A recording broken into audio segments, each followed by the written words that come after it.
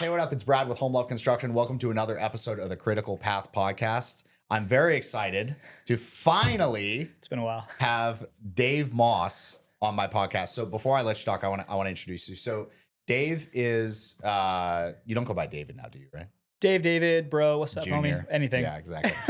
So Dave is at this point a professional content creator, which is really amazing. When I met him, he was not a professional content creator. He ran several car dealerships, his family's car dealerships. And we're going to go into this, but he literally transitioned from that to being an incredibly successful content creator, influencer in the health space. And he's also an amazing guy. He's a father. I've gotten to know him because like literally we built his house a couple of years ago. Yep. And he's just an awesome freaking guy. So dude, thank you for being here. Thanks, man. I'm really excited to talk to you about life and everything. There's so much. I love your Instagram is one of the few that I regularly like watch all your stories and see what's going on. And there's so much going on in your life right So now. much, It's dude. amazing. Yeah, it's really good. It's so crazy. Thanks for having me on. I know Yeah. you said we've been trying to do this for a little bit, but we're here, man. We're here. I didn't mean to make you wrong. I'm just like, man, I wanted to like talk to you for so long. Like, Same here. yeah, because you have such an amazing story. Thanks, man. So why don't you start with a little bit of backstory, like kind of like you can go way back as far as you want. Yeah. Like where like what would you say is your backstory? My backstory is I was in the car business for 20 years. Decided to leave that kind of abruptly on my 35th birthday after 20 years of being in that world and not even being in like the health and wellness space at all. Yeah. I decided to just kind of give it all up and try something new. People would call it a midlife crisis. I definitely would not call it a midlife crisis. I knew at that moment where I felt I should be. Yeah. And I felt like the car business was an incredible big part of my story, but I didn't feel like that's where I was going to be for the rest of my life. And what's crazy is when I was 15, that's what I asked for was a job. Like my dad is David Moss, owns Moss Family Automotive here in the Tampa area. And that was where I spent most of my life. Wait, when you were 15, you asked for like, you're like, for my birthday, I want a job. Yep. My dad's like, what do you want for your birthday? I was always an entrepreneur. I always mowed grass and washed cars and caught alligators out of people's pools. I did all these things to make money so I could buy Christmas gifts for my friends and for my family. That's not an exaggeration, by the way. Like that's not this, like literally that's true. It's true. Yeah, it's true. I actually learned when I was in middle school, I used to like tell a lot of stories and my guidance counselor was like, David, just tell the truth. And I'm like,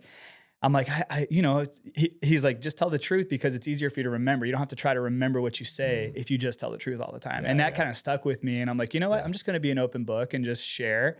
And if people don't like it, okay. If people do like it, okay. Like it's my story. It's part of my story. So yeah, I would catch alligators and birds and all sorts of random stuff and wash cars and make money so I could buy Christmas gifts for my friends and my family at a young age. So when I turned 15, my dad's like, what do you want for your birthday? I was like, just a job. Like, I'd love to just have a job, be able to come to the store and do something, whatever I can do. And he gave me a job. I was back in parts. I was stocking counters, doing all the stuff in the parts department, kind of behind the scenes. Transitioned from that to the front counter in sales, then transitioned into service and transitioned into detail and body shop. I painted cars. Wow. Pinstriped cars, learned all of just everything. And at that point I was... Dude, I didn't know this about you. So you've literally done basically every job there is to do in the auto dealership. Every single job. Wow. The only thing I didn't technically do was accounting. Like I wasn't in the accounting office, but you're part of accounting. As you know, when you're part of all of the jobs, you learn a lot of the accounting stuff. So was in the car business for 20 years, and what's crazy, there's a part of my story that a lot of people don't know, but I grew up in Orlando and wakeboarding and wake skating is a huge part of that scene. And I was a big part of that. And I started competing on the professional level at the time, wake skating. And at the point where I was getting sponsorship opportunities and it was basically a deciding point of my life. It was like, hey, either I can pursue wake skating or I should pursue the car business. And me and my dad had some great conversations about it. And he's like, you have a gift in both. So just decide what you want to do and I'll support you in whichever one you want to do. Yeah. And I chose to just get involved in the sell side of the car business and not compete wake skating anymore. Just do it as a hobby and have fun. Yeah. And it was a great decision because I climbed the ladder really fast. I got really good at the car business really fast to the point where I was a general manager of a car dealership at 21 years old. And from that kind of just helped just kind of helped everywhere I could. Like I always just wanted to help. I wanted to just help anyone I could. So I have a lot of friends or had a lot of friends from the car business that I say have, but none of them call me anymore. It's kind of funny. Yeah. Yeah, we'll get to that point. Okay. Sorry. But had a whole bunch of great contacts, a bunch of great friends in the car business, and we would all help each other grow. And there was just this new generation of people in the car business that were younger, and it just didn't really make sense because we were younger.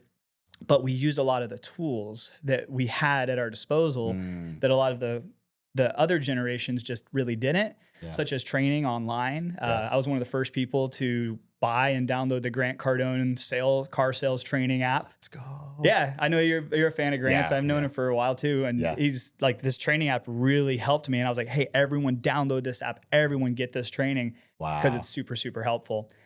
And kind of the rest is history. I climbed to the point where I was the vice president for the last 7 years of my career before I quit, and we had 4 rooftops that I was in charge of, and we had a great team. I don't, when I say in charge of, like, I was the guy who got in trouble if we sucked. But we had a great team. It was a lot of fun. But I want to flash to the part of the story where this transition, because I think some people wonder, like, how did you go from being in the car business for 20 years and that's being all you knew to now you're a YouTuber who talks about health and wellness? Well, literally full time, by the way. Full time. Like that's my income. Nothing else. Yeah. And now my wife, and then we'll get into that. My wife actually got a job at the school making $13 an hour when I transitioned out, so the kids could go to school while I was learning how to. She's so awesome. She's a rock star. Yeah. But she's no longer doing that. Now she's stepping into full-time content creation too. Yeah. It's really, really cool. Yeah. But what happened was when COVID was coming and we were told in Florida, like, car business was going to shut down. You're not going to be able to, present cars to customers. You're going to have to stay, 6 feet away, wear masks, can't talk to each other. I was like, well, shoot, how are we going to, like, how is somebody going to feel comfortable spending, $40,000, $50,000, $60,000 on a car without actually knowing what the car has to offer? Yeah. We can't really FaceTime walk around. Right. So what we'll do, I used to do walk-arounds all the time. Walk-around is when you're presenting the car, showing the features, the functions, and the benefits. And I used to love that. It was my favorite part of the job. Really? Finding out why you wanted this car, and then showing you either how it would work for you or how it wouldn't, and what would be another option. So here comes YouTube. Yeah. YouTube is the place where we can put high-quality 4K, great audio videos of this car, and a customer can sit there and watch it. They can share it with their spouse or their friends. They can play it back. They can pause it, whatever, right? Yeah. So I wasn't aware YouTube was really connected to the whole world. I thought maybe YouTube, like, you'd have to have that link. I wasn't a YouTuber. I had no idea. Oh, you didn't realize it was actually organic, like... Yep. That people would find these videos. No idea. Oh. When I first started it, it was specifically for me to walk around cars and share those links and those walkarounds with customers that were interested. So, like, I did walkarounds on, like, the Titan. And if somebody was interested in a Titan, we would send them, hey, this is a video walkaround from David Moss Jr. On the Titan. Check this out and let us know if you have any questions, whatever. Then the rest of the sales process would happen. So I did every car we had. Wow. Learned YouTube. And roughly how many videos do you think that was? Like, I did about 15 videos that were car related. And then it kind of got around, and then it was like, oh, you should do all the used cars too. I'm like, you guys don't realize how much work this is. Like, that's what I was gonna say. It's like, even 15 cars is like, and the shooting, the editing, and I did it all. You edited it too? So I was doing the car business. I was doing my job, and then I layered in YouTube and learning YouTube myself. We didn't have, like, people who really could do it. So you were the guy. I was the guy, and I like learning. Like, I'm a guy who every day I want a new experience. Every day, this is a new experience. I want to learn something new every day. So, like, I just want to keep adding to my resume of things I can do. I don't want to be, like, the best at one thing. I want to be able to do a lot of things. Yeah. So YouTube is one of those, like, giants that I never even knew I could conquer, or not conquer, but, like, I could figure out. Yeah. So started learning how to edit, and I did it on iMovie, which was a free app. Wow. And iMovie is the worst too. The worst, dude. The worst. But what's crazy is, like, I experienced a lot of success filming on my iPhone and editing on iMovie and not even using a laptop. So then once I got those new tools, it was even better. Anyway, long story short, posted these videos, shared these links. We weren't closed. So I learned YouTube, and it didn't even really it really didn't affect us too much, because we were able to, in Florida, still sell cars, still talk to customers. Yeah, in fact, it, like, freaking boomed. I realized, it boomed. We sold out of cars. Get a car. Yeah. It was like 6-8 month wait list. It was wild. Yeah. Yeah. So we sold out of cars. Yeah. And then the YouTube situation kind of paused. And I'm really good friends with a guy named Sean Murray. He's a pro wakeboarder. I've known him my whole life. Yeah. And he started doing a lot of YouTube content, kind of vlog style with his family and his kids. And I was just talking, I was like, dude, YouTube's so cool. Like now that I'm on it, I subscribe to your channel and I'm watching your videos and it's just so cool. Like Instagram is one thing where you have like a 30 to 60 second reel or pictures, but YouTube, it's like you're there. It's like I'm a part of your family's life, you know, because we live 2 hours away. And he's like, dude, it's so amazing. He said, plus it's like a time vault where, you know, our parents used to have like the cameras and they used to video and used to have all these little, you know, not DVDs, but 8 tracks. And you could go and watch home videos. YouTube is like that now for our kids, but they can access it anywhere. He's like, so now like my kids are sharing videos from 4 years ago with their friends. Like this is a trip we went on. And it becomes this like time vault of stuff. And I'm like, man, that's so cool. I already have YouTube. I'm going to start doing that. So like for birthday parties and random projects around the house, I would video it on my iPhone 13 mini. And I would just video the chicken coop? I did. You did? So the chicken coop video. I never went back and looked. So the car business videos. Anyway, the car video started getting a lot of views. And I'm like, what the heck? There's no way we sent this to 1,000 people. And it would get like thousands of views and comments from people all over the world. And I'm like, what the heck's happening? Why are people commenting on this video? I didn't know. And then I had to learn. I was like, oh, shoot. If I post something to YouTube, it's literally search-based. Anybody's looking for a 2020 Titan walk-around, they could find my video. Yeah. This is wild. Holy smokes. So there's probably other car dealers using your walk-around video to sell cars. So Probably. Yeah. Probably. And I would get comments from people all over the place. It was really cool. Like I was like, wow, this is actually cool. It excited me. Then we started videoing random stuff around the house, building a chicken coop, building a crypto mining shed, building a beehive, and then flash forward to I went on a snowboard trip with some buddies, experienced cold water, and I was dealing with some brain fog at the time, which, and this is kind of the part of the transitioning. Like I became a general manager at 21 years old. I became a vice president at 28, 29 years old. And you kind of like, you know, as men, we don't need a bunch of like groups. We need a challenge. And like, when the challenge ends, that's where an idle brain is not a good brain. It's not a healthy brain. Idle hands, devil's playground. Right? Exactly. Idle mind. Idle mind is the devil's playground. And I started dealing with that's so true. It's so true. Oh my God. So like, and no offense, the car business is hard. And this, and nothing that I say in this podcast, I hope anyone takes offense to, and I know some will, but I felt like I had kind of reached this peak where we were doing really well. We were successful. We were making money. Everything was good. And I just kind of felt like the challenge had ended. And I'm not saying that the car business is not challenging. It is. And if I was to ever get back into it, I know it would be a challenge. Now, I just want to acknowledge something. I think anybody who is from like, especially like Pasco County, dude, Moss Nissan owned Pasco County. Yeah. As a car dealership. Yeah. Like everybody, like because I grew up in Pasco, right? So like we get to see it like growing up. And then when we got to start doing your house and we were talking about it, I would tell somebody, we're looking at doing Dave Moss Jr.'s house. And they'd be like, what? Like literally you're a celebrity in Pasco County. So when you say it was easy, it's because you had dominated that market entirely. For sure. Covered it up. And that comes Anyways, I just want to acknowledge like that. That's why it was easy. Yeah.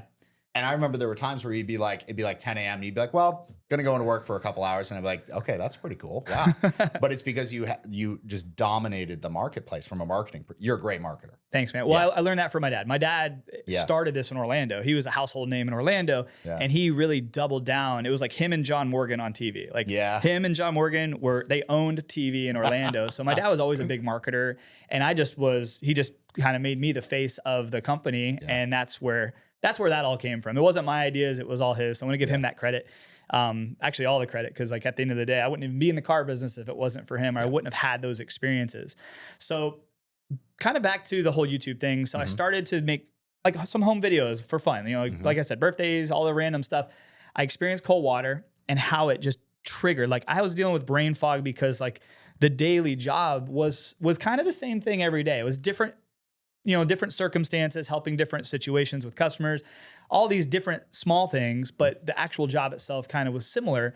And that's just my best way to like, to explain it. I just kind of, the challenge started to kind of fall off. And I felt like, oh man, what's next? Like the only thing that can add another challenge is let's add another store and that was, you know, it's not that easy. So, and it's slow too. Yeah. It takes 2 years probably to stand up a new dealership. Takes a while. Yeah. And it's fun. Like every time we would add a new store, it was like, this is a fun new challenge. Like I enjoyed it. But once that stopped and we kind of reached this like peak of, not peak, but like we reached this place where it was like, this is a comfortable place. We've got 4 stores, we've got 400 employees. Wow. And things are kind of rolling. Obviously there's some challenges, but like it's kind of smooth-ish. Yeah, anyway, I just kind of was dealing with some brain fog. That's my best way of like explaining it. And I'm sure everyone will have their own opinions of those times. Sure. But to me, it just kind of felt like, man, all right, like the challenge is suppressed and my brain is now foggy. Yeah. I jumped in cold water when I was snowboarding with some friends and that went away. Like I never felt an immediate change. Like I've taken every kind of fat burner. I don't do drugs, but I've tried other things. I've tried stimulants and different things to kind of reignite my brain and nothing worked, like jumping in icy cold freezing water for a minute. Yeah. And I was like hooked. I was like, oh my gosh, this was incredible. I get back to Florida. I have a horse trough that I use to raise our chickens. Yeah. And fill that thing up with water, fill that thing up with ice. Me, my wife, my kids, we were jumping in this thing and it was just incredible. But I live in Florida. Yeah. Ice melts really fast. Yep. So I used to have aquariums when I was a kid and I had a chiller in my saltwater aquarium. It was a smaller one, but it kept the water at a stable temperature. And I'm like, surely if SeaWorld can keep, a 1 million gallon aquarium cold for Shamu, I can find a chiller that can cool down, 100 gallon horse trough. Yeah. So I did. And it was a hydroponics chiller. I found it. I bought it. I got a pump and a little filter and I hooked it all up in this metal trough. And I videoed myself building it because I'm like, this could help one person. This could help somebody. Yeah. Like there's nothing I can find online. The only DIYs were chest freezers. And to me, that seemed very not like, that seemed dangerous. Like it just, because the chest freezer is electric. Like it's just electricity cooling it down. Yeah. And nothing against that. It works great. And there's a lot of people that still swear by that and do that. But once again, I wasn't trying to debunk anyone. I was trying to give another option. Kids. It's like, there's kind of like a safety factor too. Well, kind of flashing forward, the metal horse trough in a submersible pump and electricity in the water was probably not the safest thing either. Really? Oh, but I didn't know. I didn't think of that. Like I just built it. I posted it online and the video went crazy. When I say crazy, I had like 800 subscribers or something, under 1,000 subscribers. And most of them are from the car business and chicken coop. The chicken coop videos actually went crazy. Like they got thousands of views and still get quite a few views. I even unpublished them for a while because I was like, I don't want people to subscribe to my channel because of chicken videos. And then like my new content is all about health and wellness. And then be like, I don't want to watch this guy and YouTube think I suck. And you know how all that goes. Yeah. So anyway, flash kind of forward. I build this cold plunge, I post it, it goes crazy. And then I start getting like some messages on Instagram because people, they find me and then they find me on Instagram and I was private at the time. So this one guy messages me, he's like, dude, like we become friends on Instagram. His name's Shervin.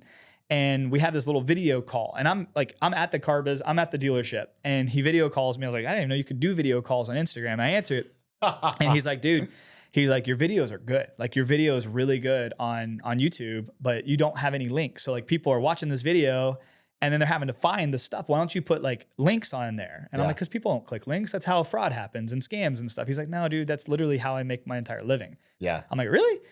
So he's like, yeah. He's like, dude, just go on Amazon and post the links. And if you're an affiliate, you'll get a commission. I'm like, I am an affiliate because I used to have a supplement company and I had to like sign up for all the stuff on Amazon. Yeah. I was like, okay, cool. Like I can do that. So I put that on there. And then I posted a video about an ice barrel and did the same DIY in ice barrel. Ice barrel sent me a barrel. They're like, hey, we love that video of your DIY. We want to send you an ice barrel. I'm like, okay. Yeah. So they do that. Once that's another video I post. So I posted like 5 or 6 videos around cold plunging and it's just everyone just kept getting more views and more comments and all this stuff.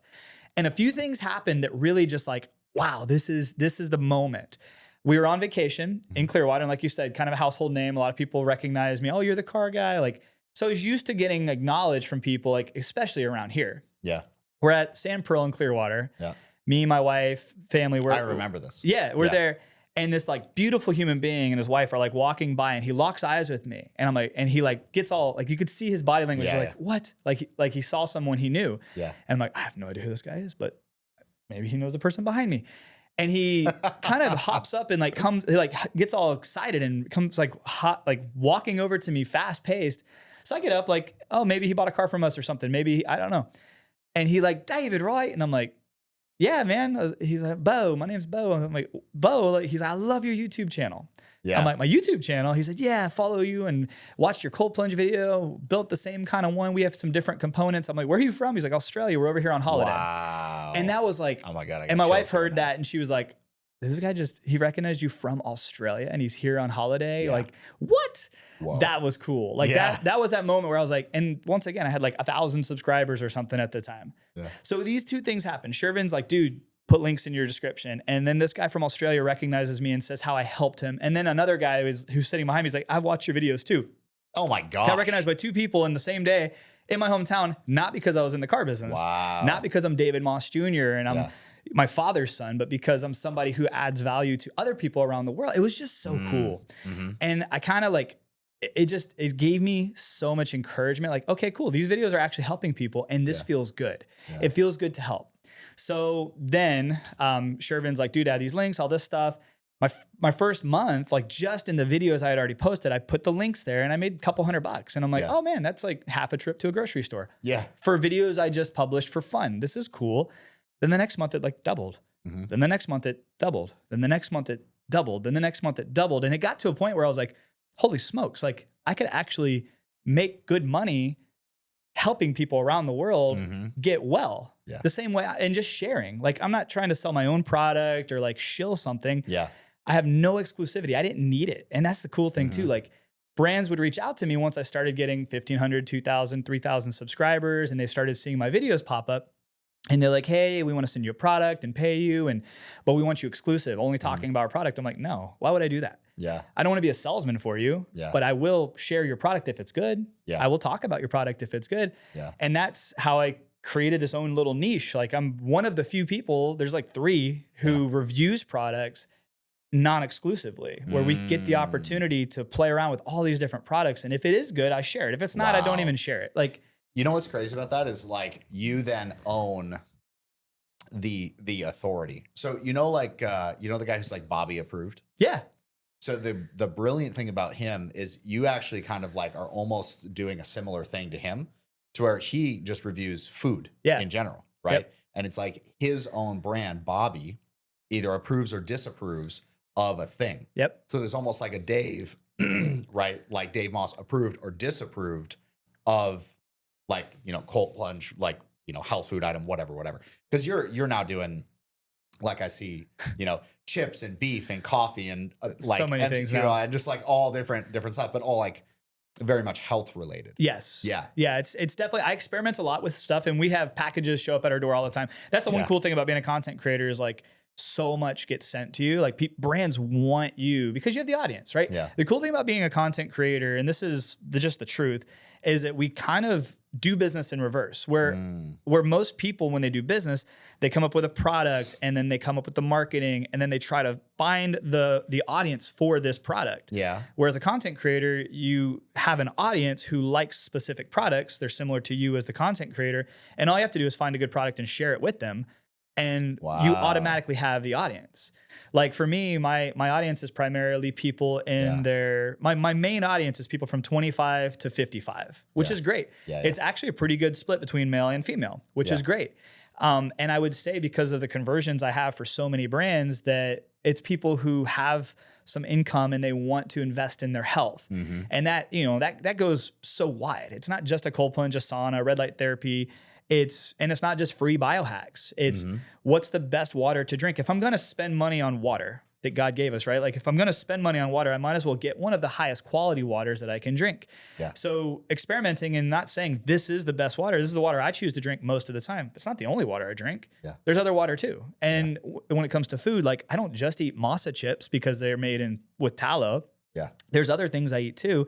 But if I am going to eat chips, they're going to be masa chips. Yeah. If I am going to eat beef, I'm going to eat a lot of beef. Yeah. Beef is the one thing that's kind of crazy. It goes really, really, really wide because like grass-fed, regeneratively raised beef is a better quality beef for us to eat, ounce for ounce. Yeah. Eating a horrible quality beef is better than eating a hamburger from McDonald's with the bun. That's so like true.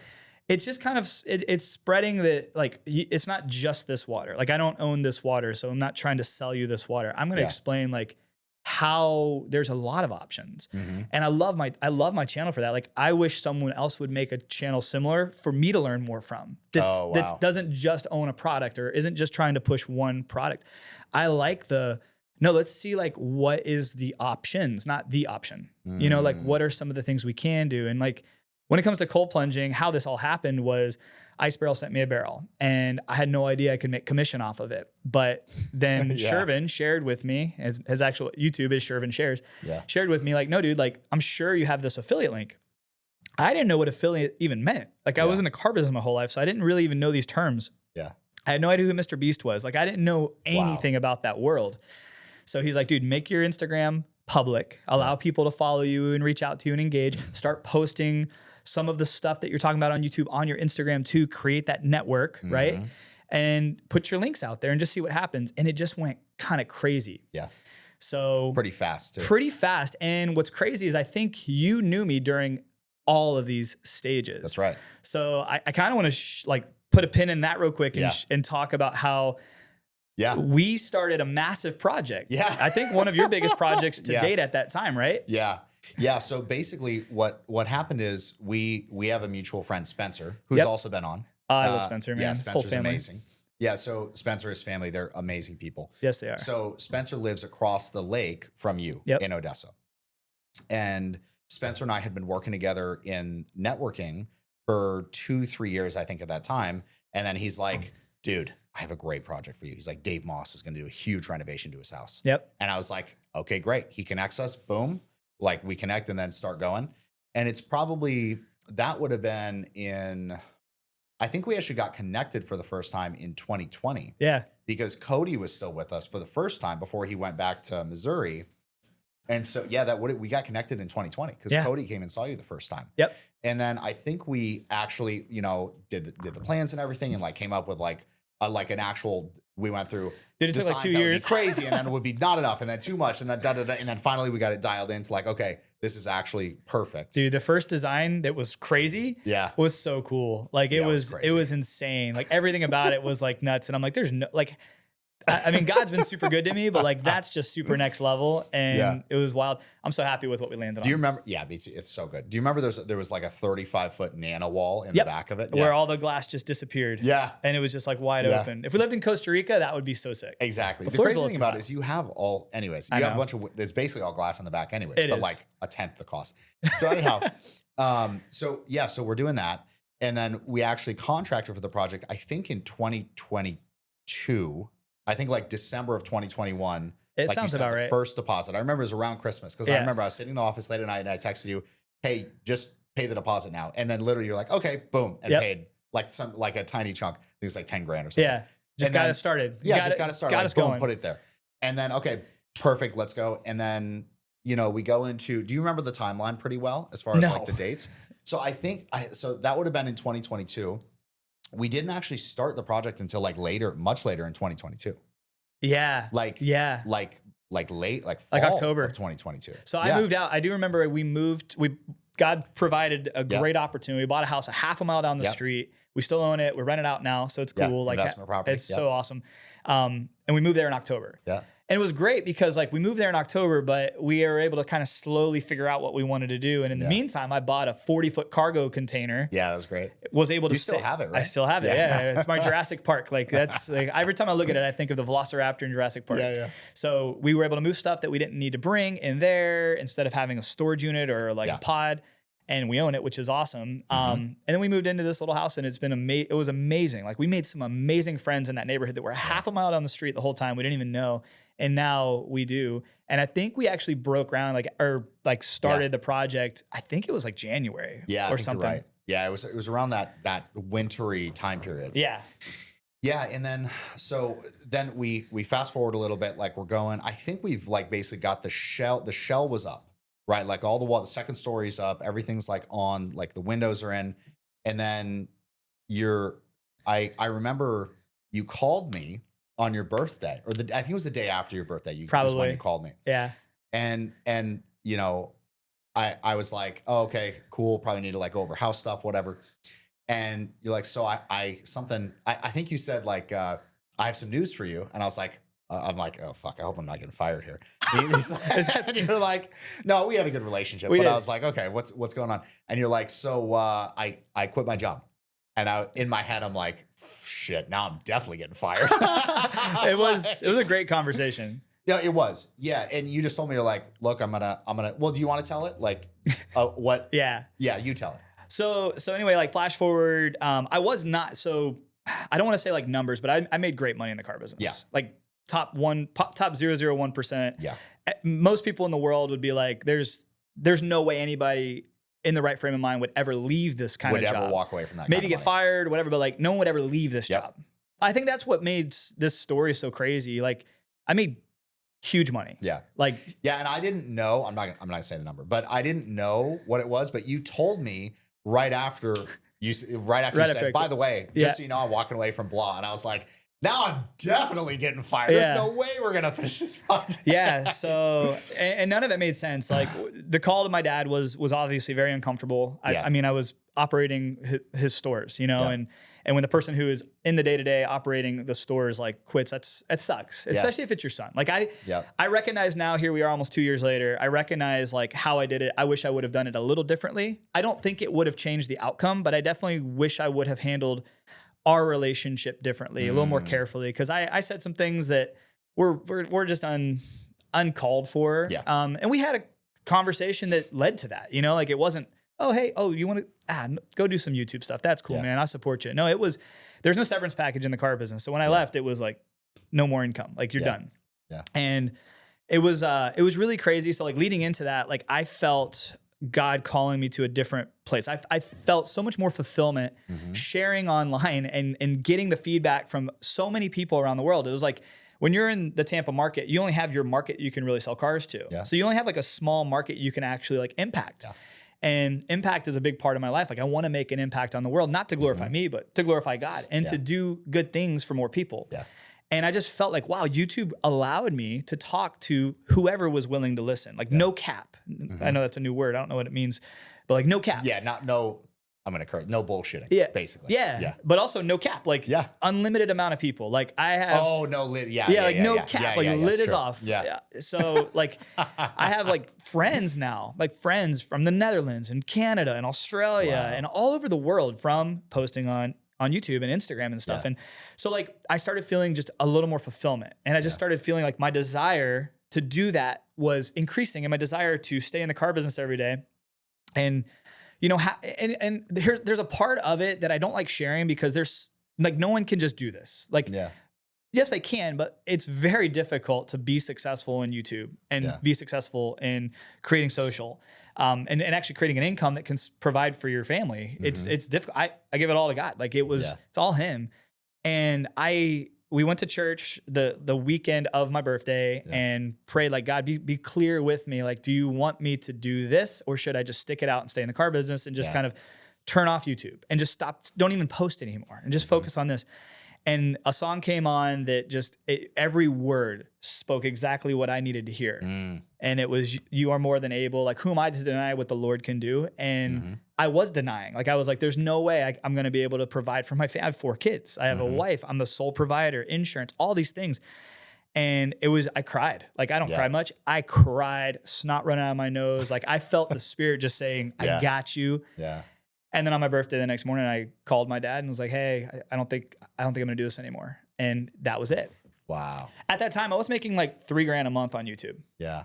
Wow. Which was less than, like add a zero, add more. Yeah. It was crazy. Yeah. So it was huge. It was a huge gamble and there was a lot, dude. And when I first did it, I felt like on fire. I was like, yeah, I'm going to do this. Things are going to be great. And then like 2 days later, after I call you and I'm like, hey bro, like got some news. I just quit my job. And you're like, what? Are we going to be able to finish this project? Like there was more to the conversation. Yeah. Like, are we going to be able to finish this project? And I'm like, I don't know. Yeah. We'll take it month by month. We'll get it as far as we can. And if we have to sell it, like the good news is I had so much equity in the house and we were so far along on the project that I think we would have been okay. Like it's a 2-acre house in Odessa, Florida. Like there's definitely like a market for it, even if it's a 70%. At no point was it upside down. Right. Like even close. Not even close. Yeah. So, and thanks to you, like you with your knowledge of like what you've learned in all the different ways you learn. I love how you learn. You remind me of me a lot where you want to learn and you want to do stuff. Like here we are on a podcast. Like what in the world? This is so crazy. And I've watched you just like grow in your life in so many ways, and like surround yourself with people who challenge you and give you space to make mistakes, but also do the right thing. And you've done the right thing. Like we got through the finish line, and honestly, like there were some times where I didn't think we would. Right. I mean, you allowed me to, I don't know if I'm allowed to say, you allowed me to pay one of my like payments in Bitcoin. Like, so sick. Yeah. Like you were flexible with me. Well, one payment in Bitcoin, and then the second one we took another payment in Ethereum. In Ethereum. Yeah. Exactly. Like how cool is that? Yeah. Like what I sold the Bitcoin, stupid. I held the Ethereum, stupid. So stupid. Yeah. I feel the same way. Like I was like, shoot, cash is dumb. I should have just freaking sent you cash. Like, oh man. Cause I had it, but I was scared, you know, I saw like my bank account just every month, just like rapidly go down. And I was like, well, there's a threshold right here, right before completely broke, that I will probably just have to go get a job selling cars. Yeah. And it was almost like I kept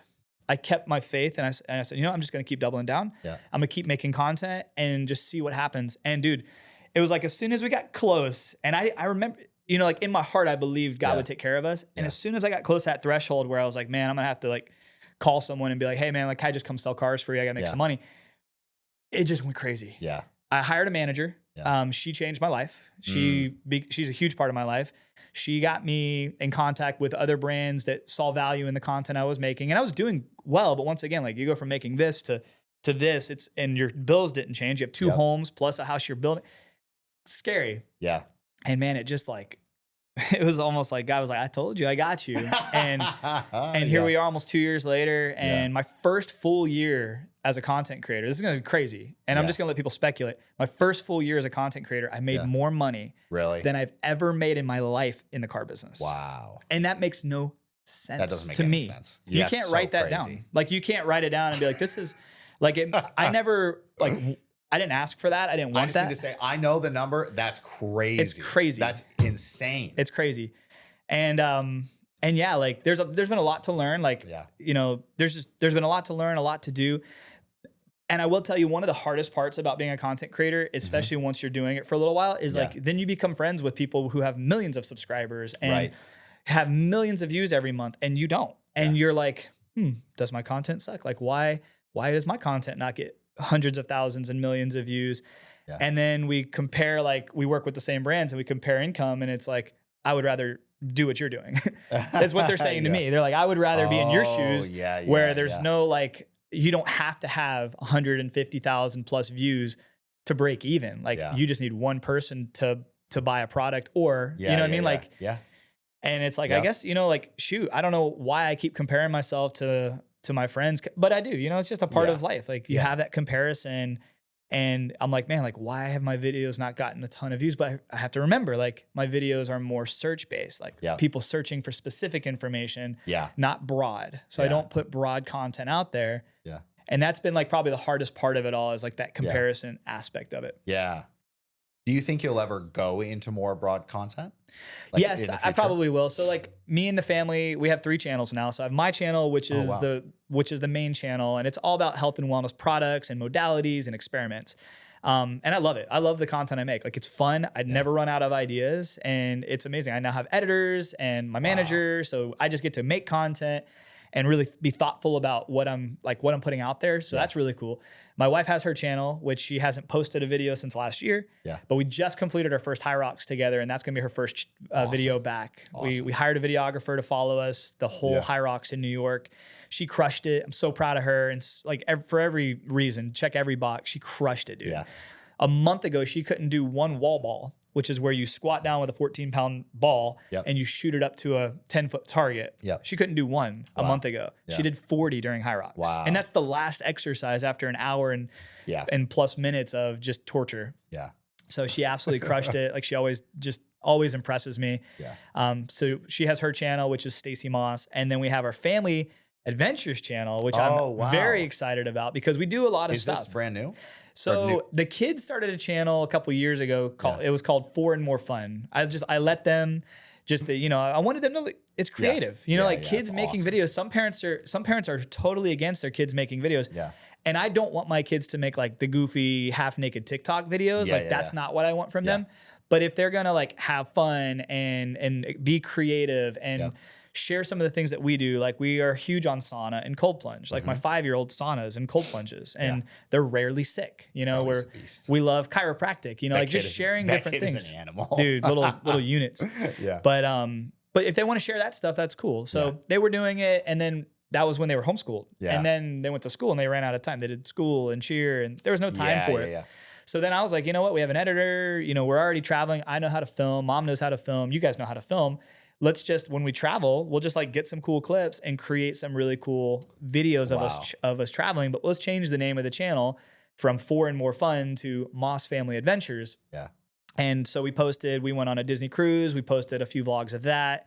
And they're not like, they're vlogs, but they're also just kind of like explaining what to expect. There's one thing I realized there's not a ton of. It's like what you can actually expect when you go on a Disney cruise. Like there's a lot of reviews, and it's like, we watched like 5 videos before we went to try to plan our days. Yeah. And it's more like people showing like what they did, or kind of talking about the rooms and stuff, the options. I want to know like what to expect. Like what is the day like? So we shared, literally like videoed the process of going through customs and going into the ship for the first time, and the stuff we weren't able to see, like that we didn't really see. And then we went to Costa Rica just now. And so posted that. I got a video on the channel that's doing really well.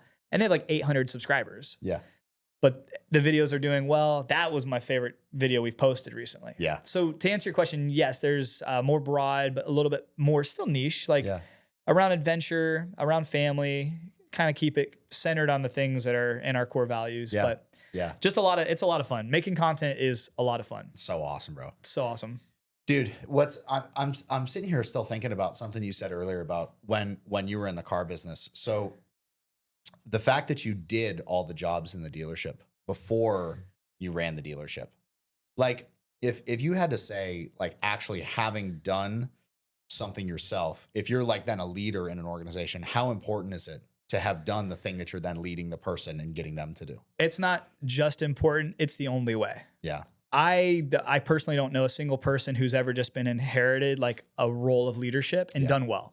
Yeah. They might have a lot of people that say, yes, sir, yes, sir, yes, sir. But behind their backs, they don't. Yeah. They don't agree with them, or they don't like them at all. And they're only saying yes, sir, because that's the person who signs their checks. So I would say that if you are aspiring to be a leader in anything, you better have some experience. Yeah. Good experience, not even just experience. Like, I think sometimes there's that loophole. Like, I want, this person to do all these jobs so they can lead those jobs. Yeah. But then they're not like doing those jobs for a long period of time, and they're not actually having to figure it out and learn it. That's right. I think it's very important. Would it be accurate to say you actually want them to have bad experience that they then have to actually like figure out and overcome? Absolutely. Dude. 100%. That's so real to me. So real. Yeah. Like the first 2 years of me being in this company, most of the time I was like in the field. Like the first year I was completely like doing like, I actually was basically like an assistant, like doing manual labor, like back in like 2017, 2018. And then it was more like running the jobs, like PMing. And then it was more running the jobs and selling. And then it was just selling. And then it was like, okay, now actually just running the whole thing. I love that. And there was even I did do accounting at some. Did you? Yeah, I did our QuickBooks for a couple months. Pretty good with the numbers. I'm a nerd. Yeah. But dude, I was thinking about that and I'm like, man, that's such like I just saw it as like a huge commonality where I'm like, wow, I see some people who struggle with like, they just like started like a lot of, for some reason, okay, I'd love to get your take on this. I feel like every single person I know is a freaking business owner today. Right. It's like everybody has their own business. Yeah. Do you have an opinion on that? Or I'm like, okay, most of these people are terrible at running a business or like doing something themselves. They should just go be an employee for somebody who's great and actually make a boatload of money doing that and probably have the better like work-life balance as well. Do you have an opinion on that? I do. So I think that this generation now has so much more exposure to knowledge. And then there's people like Grant Cardone, Andy Elliott, and so many others who have massive audiences, and they are constantly sharing how beneficial it is to be a business owner and how easy it is. Like you literally just go create an LLC and you have a business. Yeah. And then there's this whole new, and I'm not a pro at all this stuff, but a whole new world of, benefits tax-wise, to being a business owner. So like when I was a W-2 employee, and I still pay a ton of taxes, but when I was a W-2 employee, like the number that I was paying in taxes was insane. And I'm like, gosh, that's so much money I'm paying in taxes. Whereas if I was a business owner making the same amount of money, there's so many things that I was spending money on for my job that I wasn't benefiting any kind of tax write-off for.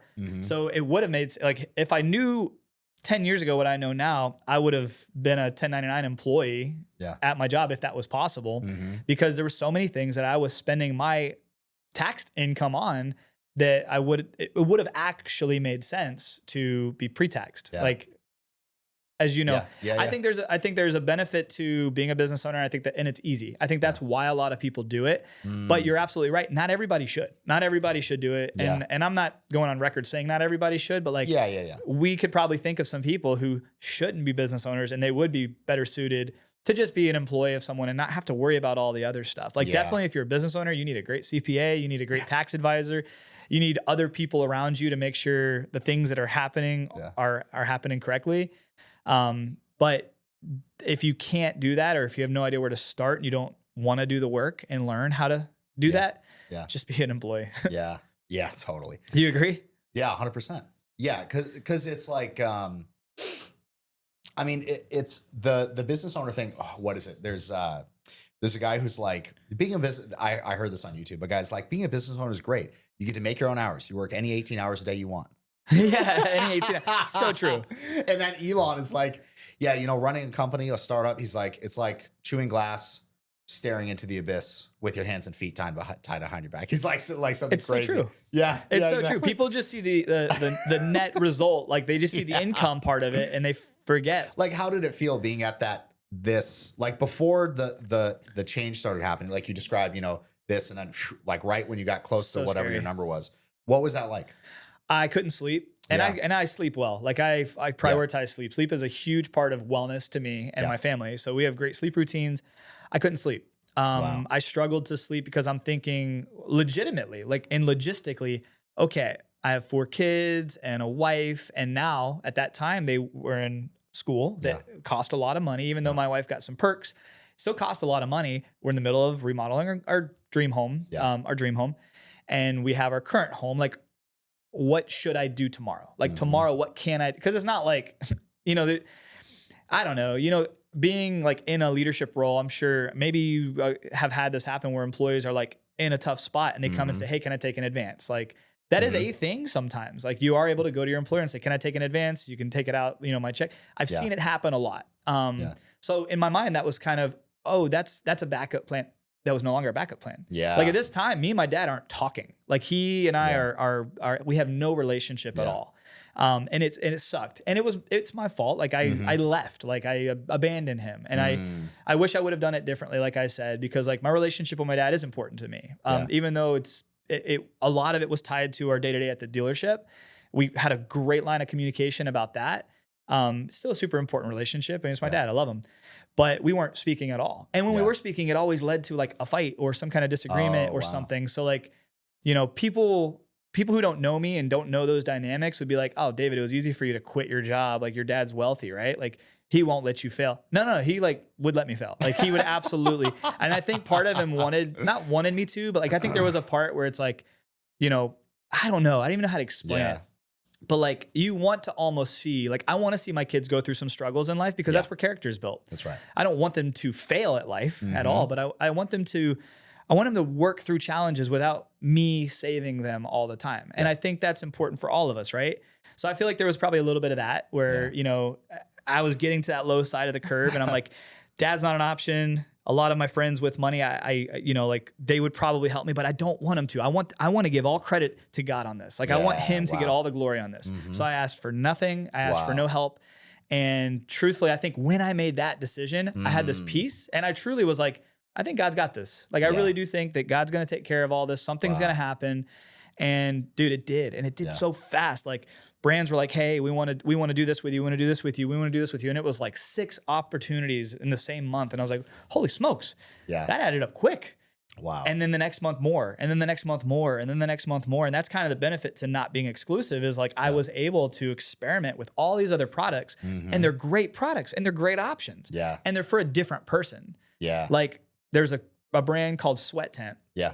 they sent me one of their first ones before they even launched the company. They sent me one of the first ones. They're like, we want to see what you think before we launch it. In your bedroom when we did the last walkthrough of the house. Yeah, exactly. Yeah. So I build the sweat tent, post that video. They sell out.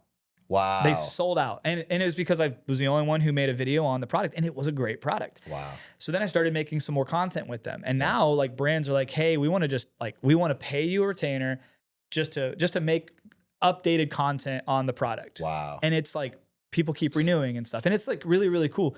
So like people ask, like even my dad has asked, like, how do you actually make money? Like, like how do you make money? Well, it's just like, I mean, it's just like anything. Products that are worth being bought are the only products that I'm talking about. Yeah.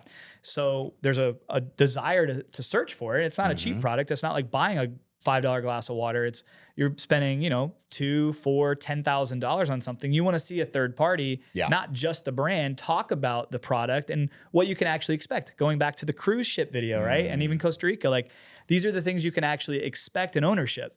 Yeah. And then I make follow-up videos on how to keep it clean and follow-up videos on how to optimize your ownership of this product. And then, dude, we had like this crazy spring of hurricanes coming through. So I made a few videos on how to quickly put your stuff, how to set it up for a hurricane. Yeah. And then I'm learning all these other how to take down your 10 saunas. Yeah, exactly. Okay. So just fun fact, because I love getting updates from this on you. How many saunas do you have right now, and how many cold plunges do you have right now at your house? Gosh, currently hooked up to power. I have no total. Connected or unconnected or disconnected? Oh shoot. Like given away or like given away? Dude, I've definitely received close to $500,000 in products. Oh my goodness. Definitely received. Wow. Currently I have the plunge the plunge all-in cold plunge, which is a $8,000-$9,000 cold plunge. It's a great option. And the plunge XL sauna. We have that on like my little plunge village. With a shower too. Yeah. You got to shower after you got a sauna, get sweaty, shower, jump in the cold plunge, repeat. Boom. Contrast therapy. It's great. Have 4 mod tubs. That's a cold plunge. Have every Polar Monkeys option they have, which is multiple. Every culture option they have.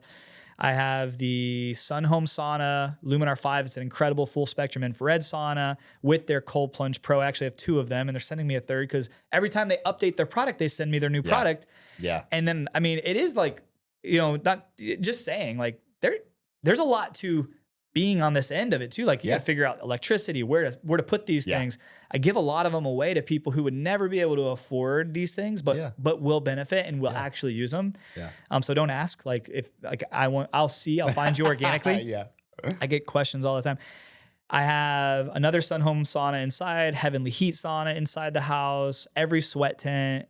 Dude, I legitimately have more than 40 cold plunges and legitimately have more than 10 saunas. Wow. Yeah. You still have the barrel sauna? That's up on, Dude, that's a classic. It's so cool. And we don't use that one enough. Yeah. Because we removed the stairs. I wish we would have added the stairs. I know.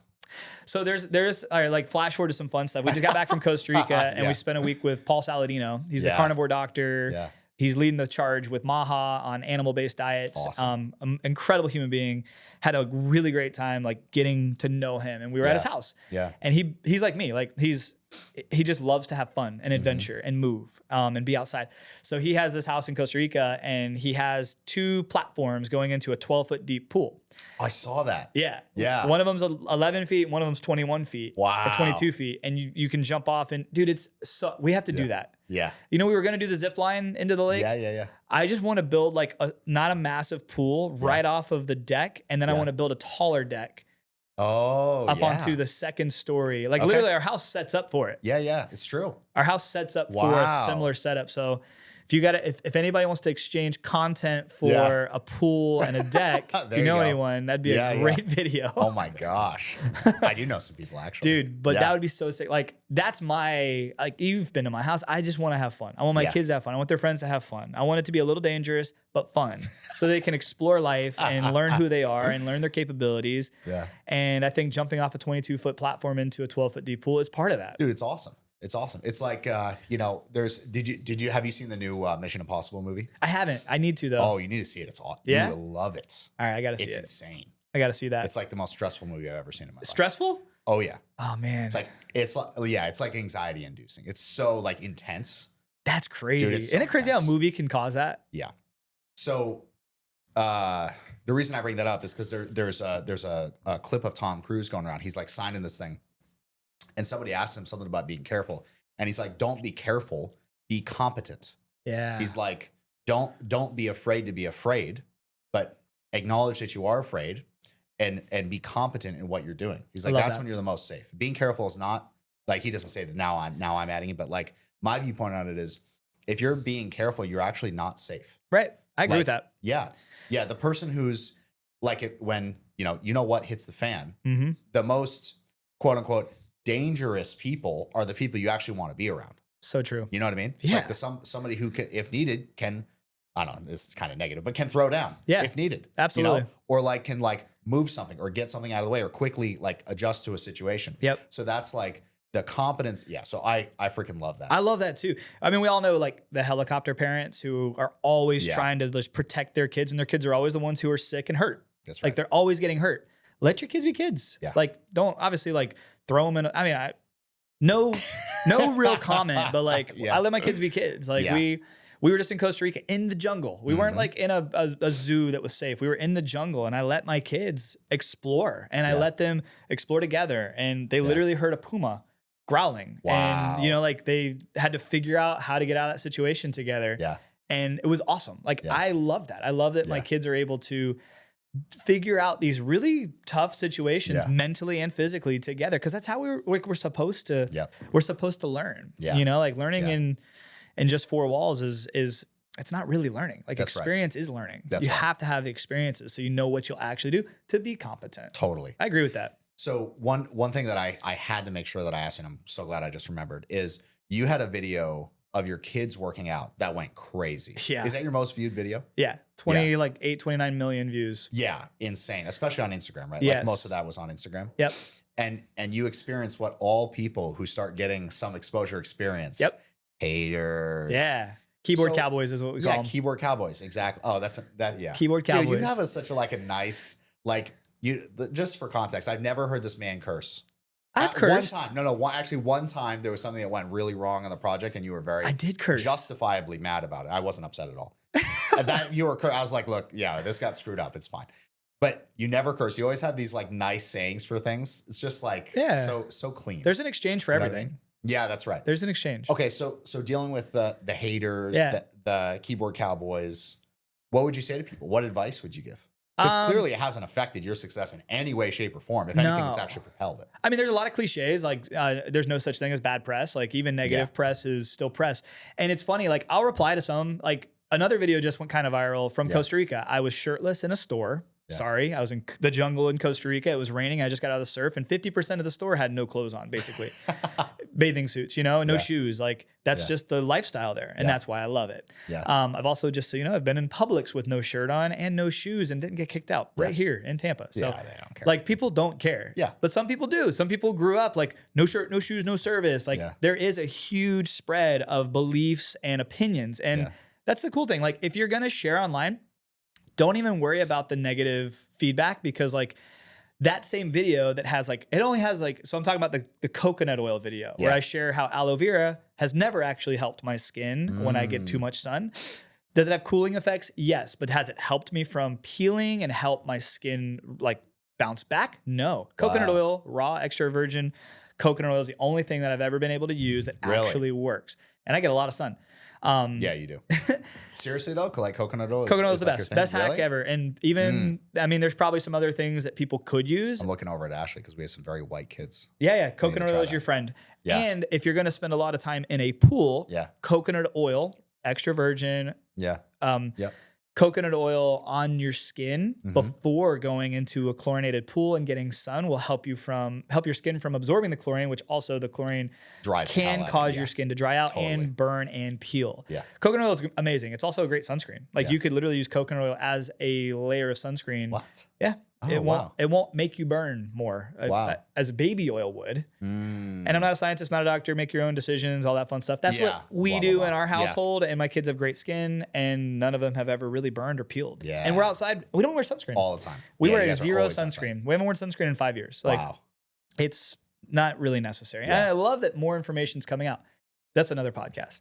Yeah, I know. What were we just talking about? How did I go? Oh, the views and the negative stuff. So this is a better example. So the kid one was great. 28 million views.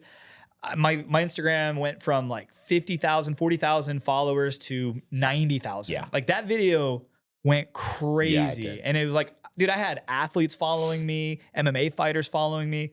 It was really cool to see. Yeah. The people You're that like were going to Stacy. You're like, look who followed me. Yeah, for sure. That's awesome. Currently active NFL players like who are currently playing in the NFL started following me. And it's like, I think it's because like I'm a dad of 4 kids and we live an active lifestyle. Yeah. So like to some people, that's who they want to put attention. That's who they want to be. That's what they want to be around. And kind of like you were saying, a lot of my friends are entrepreneurs and business owners and stuff. Like you kind of create your own circle, and Instagram, YouTube, social media is that same thing. Like if you constantly are stopping and watching weird dance TikToks that give you no value, that's what you're going to see. But if you're constantly stopping, watching and liking families who are active and healthy and living a lifestyle that you desire, that's what you'll see. That's all I see on it. If I scroll through Instagram, it's all helpful stuff because that's what I've given my attention to. So it got a lot of views and it got a lot of positive and negative feedback. The working out video. A lot of people were like, oh my gosh, your kids are going to get injured. It's going to stunt their growth. They need to put shoes on. Why are your kids in bathing suits? We live in Florida and we were just in the lake. Like that's just what we do. We are also working out barefoot is one of the best things that you can do. Not only for just like, there's a lot of things that your shoes change the way your feet rest. And so like I've done a lot of like heavy weight training. Lifting barefoot is one of the best things you can do to actually just make your muscles develop balanced. Like in a way doesn't give you like a weird gait. You know, like a weird way that so anyways, I agree. The only shoes I wear anymore are these. They're Flux. They're Flux barefoot shoes. Like they have a wide toe box. They literally there's no support. They actually have a little like a massaging insole. Discount code Moss Flux 10. It's a walking billboard. I mean, it's what I have spent thousands of dollars on these shoes.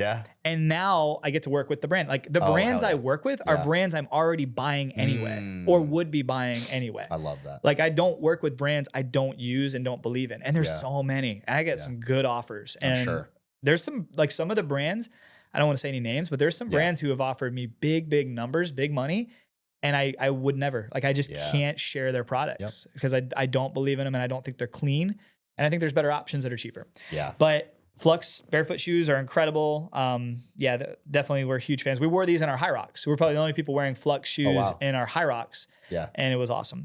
But anyway, people are going to share negative stuff and you just have to like not worry about it. You can choose to give them your attention, but when you do that, kind of they win. There is some that I correct. Like I'll choose. Like sometimes I'll read every comment. It doesn't mean I'll like it. Doesn't mean but I'll read every comment. And if it's like, if I see the profile picture is somewhat of a normal person, a real person, like a real person, and they're leaving their opinion and their opinion might be a little like just a little not necessary, I'll reply back sometimes. Like, hey, just so you know, like we were just in the lake. Like a lot of people didn't like that video because my kids were in their bathing suits. Okay. Yes, sorry. If you don't live in Florida or near the equator, that's weird to you. But if you live in Florida and near the equator, that's normal to you. My daughter literally went to school in a bathing suit today. No way. Yeah. See? Like that's just part of their precinct. It's water day. Yeah, that's and they're like, hey, bring it. Send her to school in the bathing suit. Exactly. She walks out there in the bathing suit and her water shoes. I love it. But that's Florida. Like that's, I mean, and that's other places too, but like that's our lifestyle. Our lifestyle is outside in the sun and the humidity, and that's just, it is what it is. And the thing is, like, if you don't like it, don't watch it. Like, that's right. And the other thing is the people who are leaving negative comments help the algorithm boost that video. That's right. So like this next video that went kind of crazy, it has over 1 million views already in like 2 weeks. The coconut oil video. Oh, really? It has 300, 400 comments, which isn't a lot. Yeah. And it has pretty good. It has almost, the last time I looked, it had almost 30,000 shares. What? Shares.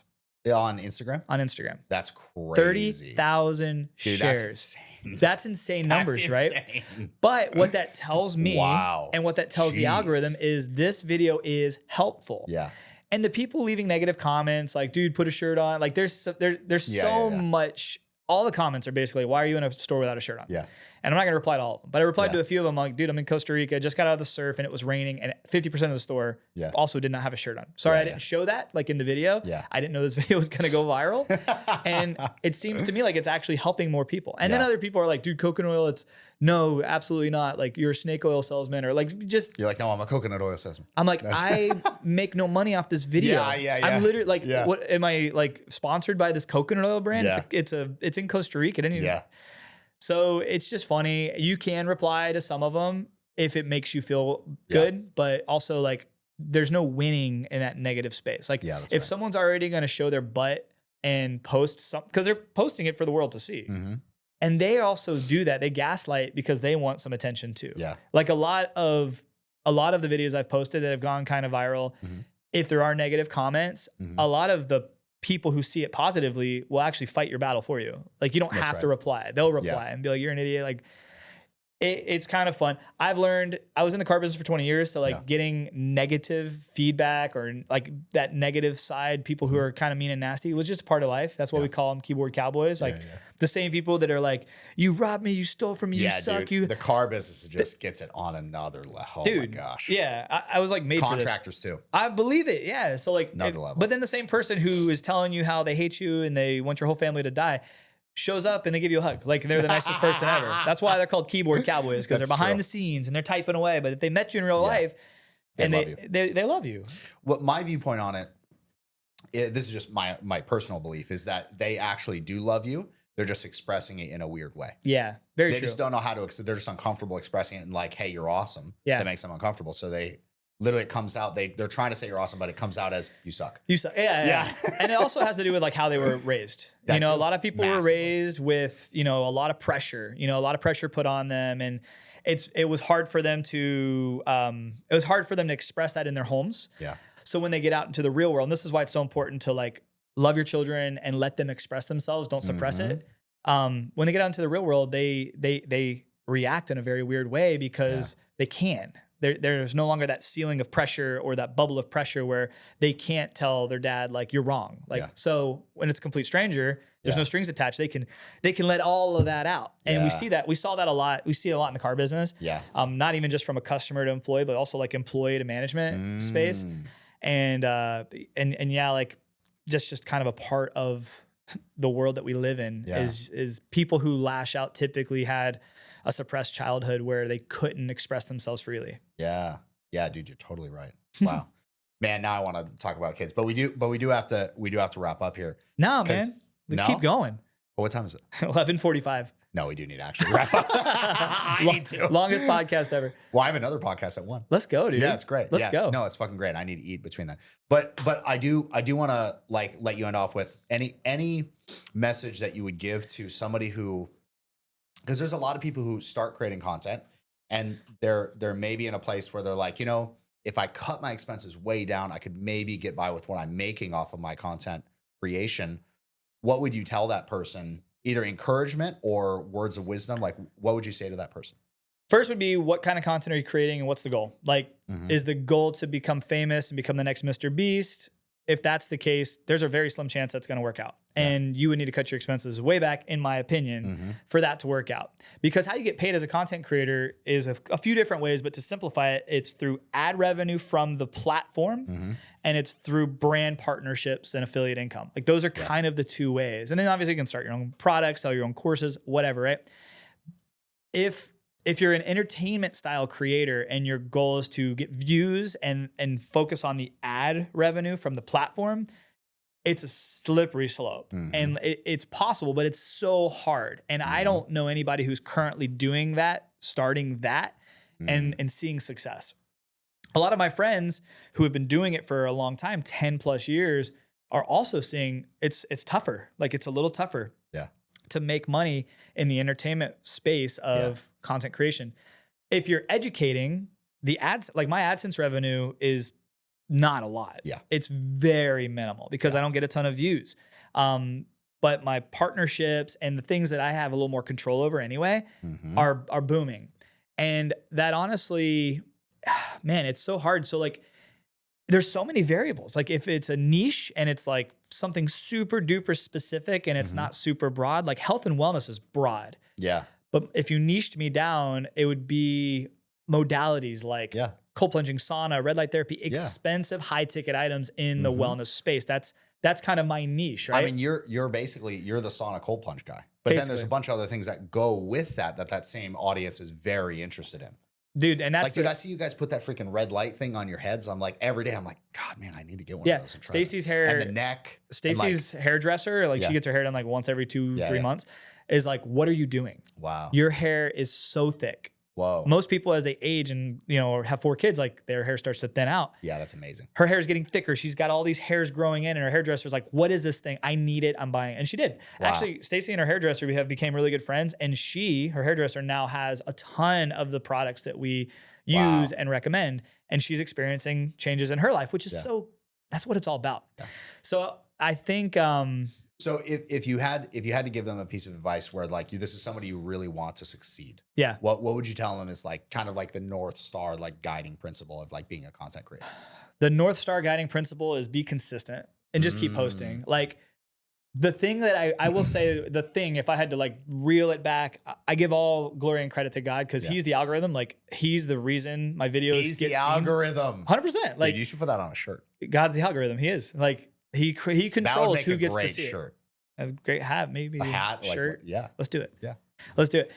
But if I had to peel it back and give myself any credit, which I don't want to, but if I had to give myself any credit, it would be that a lot of my friends who are creators are struggling with ideas, and ChatGPT is a great tool for that. It helps with creating ideas. Like, hey, this is who I am, what I do, blah blah blah. Which give me 5 ideas, blah blah blah, and it can give you some prompts, some great. The best videos that have performed the absolute best are my responses to questions in the comments.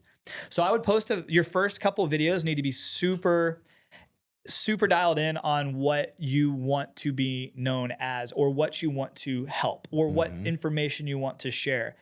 And then literally your next 30 videos can just be responses to the questions you're getting in the comments. So like, for example, I posted a DIY cold plunge video. And then obviously the next question from people were like, where do I get the products? Or how do I clean this now? Yeah. And these are things I didn't even think of. I was like, oh shoot, yeah, you're right. I do have to clean this. Like, how am I going to clean this? So I did my own research, experimented myself, and found hydrogen peroxide to be one of the best non-chemical solutions to keeping your water somewhat sanitary. Yeah. So I made a video on that. That video went crazy. Then it was like, hey, like hydrogen peroxide is cool too, but what if I want to go another layer? What's another option? So I did some research, found out ozone was incredible. Wow. So hydrogen peroxide and ozone, boom. Like you want crystal clear water for a long time, that's a great option. But then it was like, hey, I don't have hydrogen peroxide or ozone. How do I drain this thing now? And I was like, gosh, I don't know. I haven't had to drain it yet. So then I made a video on how to drain it. I'd figure it out. And then, dude, all those videos are just like a constant cycle. And these are like 2-3 years old now. And people will watch circularly. Yep. So that one is suggest the next one, and they're like, oh, well, da, da, da, da, da, da. Exactly. Dude. Exactly. So that's brilliant. The North Star is create like a home-based video that can create questions. Yeah. And then those questions, answer them in the form of videos. Like I made a video recently on what I eat in a day. Yeah. I would never want to make that video because it's not that impressive. But so many people on my videos about health and wellness and my workout routines and stuff are like, can you please make a video of what you eat in a day? That video has like 500 views. I posted it a week ago. It's not a lot of views, but it's a freaking hour-long video. Yeah. And people are watching it. My average watch time is 30 minutes. Like, oh my God. And it's just me wearing a camera on my watch time is 30 minutes. Yeah, with 500 views. It's a lot of views. Yeah. And like, it's literally me wearing, not a GoPro, but the DJI action cam on my hat. Yeah. And then like walking around, filming myself, making my food. It's horrible. Like it's not a video I would watch, but people are watching it, I guess, because they want to see like what I eat and how I do it. To me, it's not impressive. Yeah. But if you're responding to your audience, because that's the thing too, like another thing is like, don't waste your money on like advertising your channel. I thought about it too. I'm like, dude, I should like contact all my friends who like in the radio stations and all the stuff that we used to do in the car business and like buy billboards and like, have you subscribed to this channel yet? Like just kind of like, I don't know. I've thought about it because like it's been a part of me. Yeah. Don't advertise your channel. Just let the algorithm and Instagram, let it find your audience for you, but stay consistent. Where the algorithm is so good. It's so good. It finds your exact viewer. It really does. Like, look at your success. Shoot. Dude, we don't even target ads anymore. You don't have to. we geographically constrain it. We like set the fence and then no targeting. And so you as a business who does, I mean, you're not global yet, but You have to have that Dude, targeted. we work in a 30-mile radius. Right. That's what I'm saying. It's like tiny. It's so tiny, but you're still like your content's getting so many views from people everywhere. Probably other contractors, people who are looking for ideas on content. And that's the other thing too, like figure out what kind of content you want to make and watch a lot of other content creators and then figure out and then put your own spin on it. Yeah. We're all just regurgitating information differently. That's right. Yeah. There's not been a new idea for many years. Forever. So, yeah. So the thing I want to add to that is probably my first 50 to 100 long form videos on YouTube were all answering the questions that I get asked by my customers the most. So how much does a bathroom remodel cost? How much does a bathroom remodel? How long does it take? What type of tile is better? Like all these little things that people ask me constantly. And I'm always answering those. It's like, okay, let me make a video. And those are the videos that got us started, like long form, simple explainer videos. Absolutely. Yeah. And that is a great starting point. So if I'm talking to somebody who is getting started, and two things. One, make videos that answer questions. Make search-based related videos that are targeting what you want to be and the audience you want to talk to. Yeah. And then consistently make videos that are following up, answering questions. But two, also don't get so caught up in the views. Like if you post a video and after a week, because also YouTube if we're talking about YouTube specifically, YouTube takes a while to figure out who you are and what your content is. Like it watches your video, it reads what you post on the screen, it hears the words that are spoken, and then it like takes probably a week to 2 weeks to figure out who needs to see that video. So unlike Instagram, TikTok, Snapchat, all these other right now platforms, YouTube is the greatest for long form. Like, and for long term, it's the Mac Daddy of social media. It absolutely is. It will be the one that will continue after all the other ones are gone. Absolutely, I totally agree with that. And so don't get too like, oh man, my video sucks. I only got like 5 views, or 2 views, or 1 view, and it was my mom. Like, don't get too worried about the views on YouTube. I would say after you post a couple of videos, don't even look at the metrics until like 2 weeks. And then when you look at 2 weeks, like let's say you post a video and it gets 50 views, and you're looking at, and you watch creators that get 50 million views, like 50 people watched your video. Yeah. Chose to. They didn't scroll by it. They had to click the thumbnail and the title, and they watched it. So 50 people, you got to think, like if you and I were to put together some seminar on how to be successful on YouTube and podcasts and car business and creating and wellness, if 50 people showed up, we'd be stoked. That'd be great. We'd be stoked. Like that's freaking full room. Yeah. I mean, you're going to have 5 or 6 coffee stations. Yeah. Like that's a full room. But we get so beat down because it doesn't seem like a lot on social media. But sometimes you have to perspective. You have to like take a step back and look and be like, wow, 50 people chose to watch a video I made on my iPhone 13 mini with no microphone and no no script. That's awesome. Yeah. It is freaking awesome. It is awesome. The other thing that I want to add on YouTube that I don't know if you've noticed this, but I've noticed this, is that we have shorts, like YouTube shorts, that have been there for like sometimes 200-300 days. That's a year. Yeah. Where all of a sudden it's like, it got a little bit, got like, 5,000-10,000 views. And then all of a sudden, boom, a year later, it gets like, YouTube recycles content. It does. It takes old content and it recycles it for you to the audience. It sure does. Like YouTube gives you reach forever. With TikTok, you got a week or 2. And if it's really good, it might keep going for a month, but it peters off, right? Yeah. YouTube just pumps. Yeah, you rarely see on any of the other social media platforms a video that's a month old like get legs, but on YouTube that's when it gets legs. That's right. Like if a video goes crazy out of the especially out of the gate, really long videos. Really long videos, yeah. And even on shorts, like you said, I have 3 shorts that are over 2 years old. Yeah. That are if I went on my analytics right now, they're my top 3 videos. Yep. And one of them's how I ate a jackfruit. One of them is my how to do a double crabby, which is like an aerial silks trick that my kid did. And this is back when I only had one channel. And that's what made me say, oh shoot, I should probably like let my kids have a channel doing this cool adventurous stuff they're doing. Cause like, I don't want my channel to be where like other teenagers are learning how to do aerial silks tricks and backflips and stuff. So like, but those like, and then another one is I got stuck in it was actually, where was it? Somewhere in Destin. Like we were at an aquarium. There was like this pipe coming out and it created like a waterfall in the sand. And my daughter I said, I'm going to jump in and see how deep it is. Like video me. And I just like jumped in and it was probably like 4 feet deep, but I pretended that I sunk and died. And I posted that on, and it has like millions of views as a short, and it still just keeps getting views. Yeah. And it's just so dumb. It's nothing to do with my channel, which is the annoying part. It's like, no. I want to keep focusing on health and wellness because that's what fires me up. Yeah, I love that. But Bro, dude, thank you so much for being here. This Thank has you. been totally amazing. Amazing man, amazing dad, amazing friend, Dave Moss. Thanks for being here, bro. Thank you, bro. Yeah. Appreciate you.